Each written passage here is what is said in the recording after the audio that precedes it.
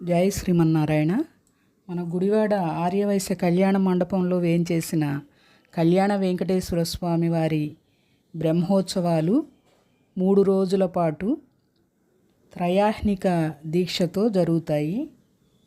ఈ ఉత్సవాలు 3 రోజుల పాటు అంగరంగ వైభవంగా వైశాఖ బహుళ దశమి నుండి ద్వాదశి వరకు జరుగుతాయి. దశమి నాడు అంటే మొదటి రోజు ధ్వజారోహణ. ఆ రోజు సంతానార్థులకి గరుడ ప్రసాదము ఇవ్వబడుతుంది. రెండవ రోజు ఏకాదశి రోజు ఉదయం పూట స్వామివారికి 108 లీటర్లతోటి క్షీరాభిషేకం జరపబడుతుంది. రాత్రికి స్వామివారి దివ్య తిరుకళ్యాణం జరుగుతుంది.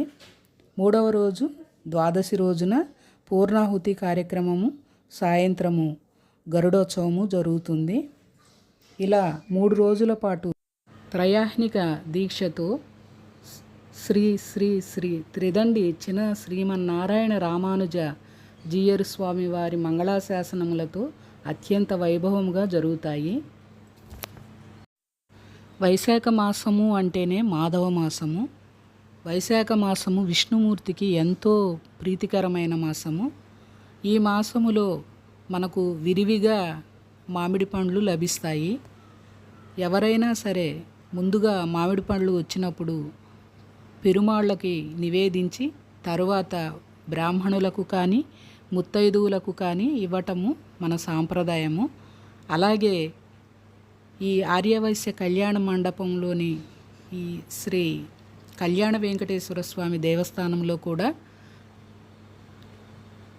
ఆలయ కమిటీ వారు మామిడి పళ్ళను ఈ కళ్యాణము రోజున స్వామివారికి నివేదించి కళ్యాణమునకు వచ్చిన వారి అందరి భక్తులకు ఈ పళ్ళను వినియోగం చేస్తారు. ఇలా కళ్యాణము రోజు, అది ఏకాదశి రోజు ఇలా మామిడి పండ్లను అందరికీ ఇవ్వటం వలన వారికి యశస్సు కలుగుతుందనని చెప్పి మన పూర్వీకులు చెబుతారు. అంతటి విశేషమైనటువంటి ఈ వైశాఖ మాసములో ఈ ఏకాదశి నాడు ఈ కళ్యాణము చూచిన వారికి ఆ కళ్యాణ వెంకటేశ్వర స్వామి అనుగ్రహం అందరిపై ఉండాలని కోరుకుంటూ ఈ కళ్యాణ ఘట్టాన్ని మీరు కూడా వీక్షించండి.